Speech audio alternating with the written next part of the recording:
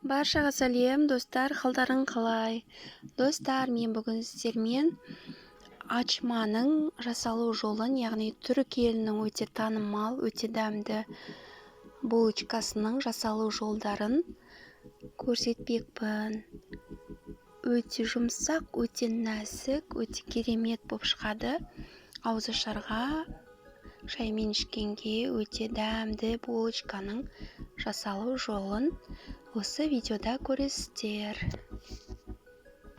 Өткенде маған комментарийге жазып кеткен болатын, ачманың рецептімен бөліссеңізші деп. Сол үшін мен бүгін ачманың рецептімен бөлісіп отырман. Ал бисмилля деп, ең алдымен бізге ұн қажет болады. Ұнымызды елеп дайындап аламыз. Содан соң тұз, ашытқы, разрыхлитель, қант, осы құрғақ нәрселерді ұнымызға салып дайындаймыз. Содан соң сүт керек.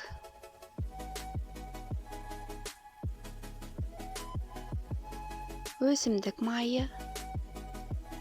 Жұмыртқаның ағын қосамыз, сарысын бетіне жаққанға алып қаламыз. Содан соң сары май немесе маргарин қосамыз. Осылардың бәрін қосып, жақсылап қамыр илейміз. Описаниеге жазып кеткен рецепттің грамдармен осылай илейтін болсаңыз, осындай өте жұмсақ, өте әдемі, бірақ қолға жабыспайтын әдемі қамыр болады. Қамырымызды демалдырып қоямыз 1 сағаттай. Содан соң қамырымызды бөліп, кішкентай етіп, бірдей бөлшектерге бөліп, не дөңгелектеп қоюға болады, немесе осындай ұзынша сопақша етіп қоюға болады. Содан соң бетін жауып, пакетпен тағы да демалдырып қоямыз жарты сағаттай. Ұзынша жасайтын себебіміз, егер дөңгелек қып жасасаңыз да, осылай ұзыннан булочканы созасыздар. Сондықтан осылай ұзынша жасап алсаңыздар, өте ыңғайлы, сразу аласыздар да оңай жайылады. Қолмен ғана жайып жібересіздер. Осылай екі жаққа қарай айналдырасыздар.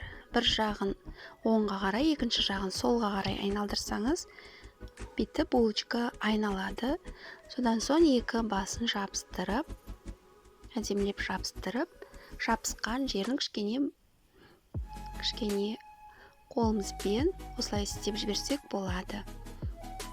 Содан соң пергаментный қағазымызға салып, тағы да демалдырып қоямыз. Ісініп әбден күшті болып көтерілгенше осылай тұрады. Пакет жауып қойсаңыздар болады. Содан соң бағана қалған жұмыртқаның сарысына кішкене су немесе сүт қосып, жақсылап араластырып, ачмамыздың бетіне жағып шығамыз. Қызып тұрған печкамызға 170 немесе 180 градусқа 20-25 минутқа пісіріп аламыз. Бетіне мак немесе кунжут сепсеңіздер болады, немесе осылай сеппей пісірсеңіздер де болады.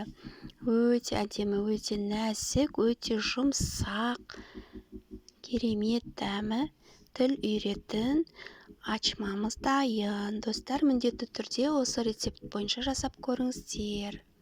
Мамықтай жұмсақ ачманың жасалу жолы. Достар, менің келесі видеоларымды жіберіп алмас үшін каналға тіркеліп қойыңыздар.